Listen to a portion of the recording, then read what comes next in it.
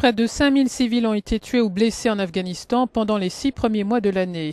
Un chiffre qui reste à des niveaux records, indique la mission de l'ONU, UNAMA, qui a publié ce mercredi un rapport.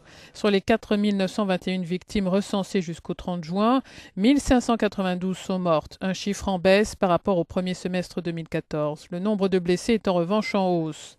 Le rapport révèle que le nombre de femmes victimes des violences a augmenté de 23% et celui des enfants de 13%.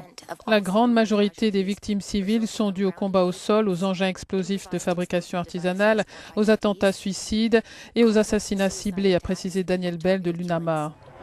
Depuis la fin de la mission de combat de l'OTAN en décembre dernier, l'armée et la police afghane sont seules pour faire face aux combattants islamistes.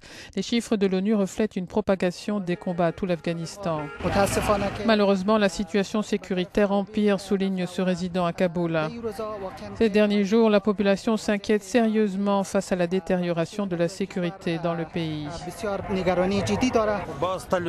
Nous demandons aux talibans d'arrêter de combattre et de déposer les armes, ajoute cet homme. Ils devraient rejoindre le gouvernement et œuvrer en faveur de la stabilité et de la sécurité dans le pays.